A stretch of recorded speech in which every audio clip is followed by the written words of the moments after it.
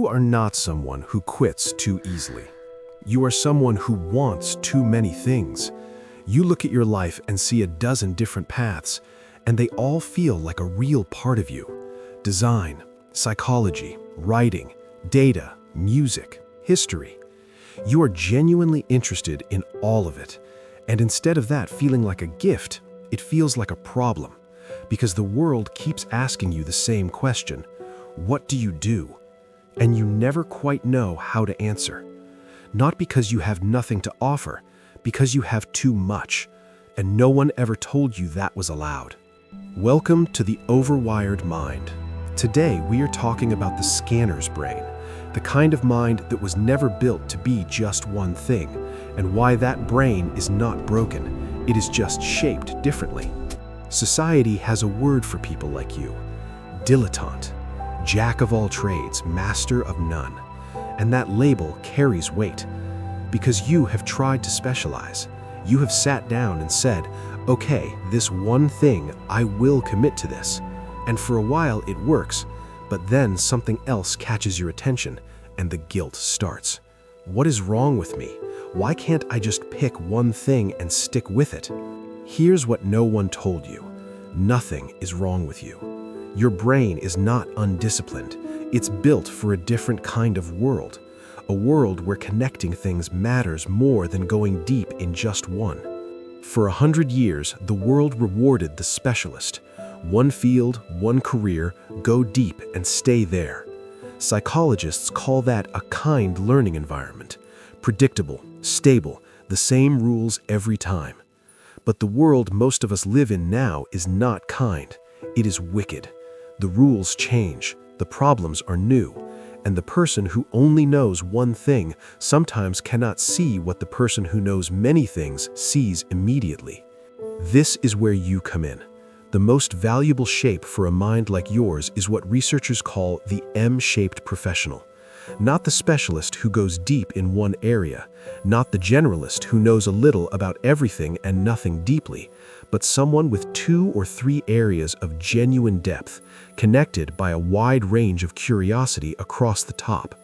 A data scientist who also understands storytelling, a designer who also understands psychology, a writer who also understands systems. That combination is not a distraction.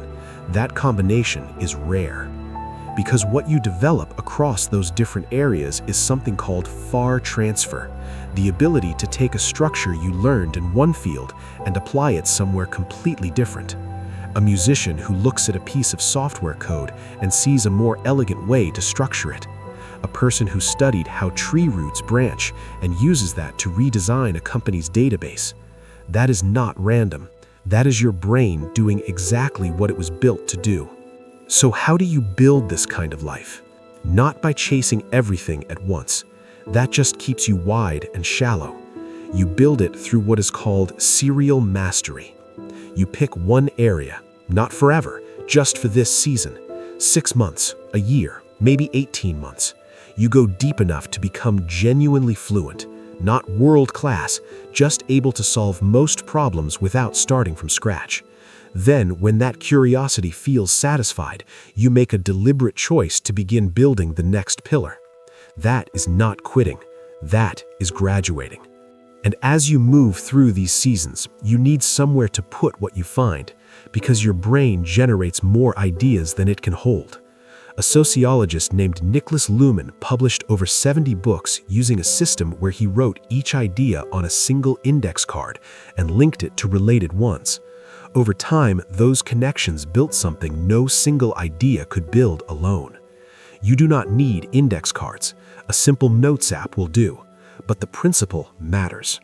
When you become obsessed with medieval architecture for 2 weeks, write it down, save it somewhere.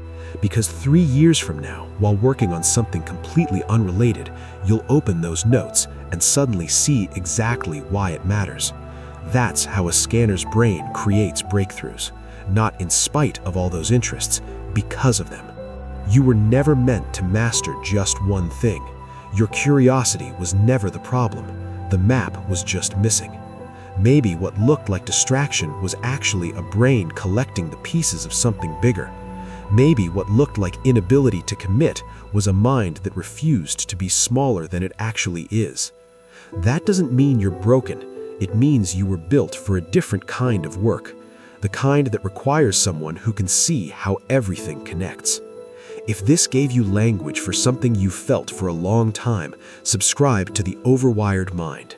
Every week, we break down the psychology behind the patterns that make you feel different, overloaded, or hard to explain. Leave a comment telling me, what are the 2 or 3 things your brain keeps coming back to? I'll see you in the next one.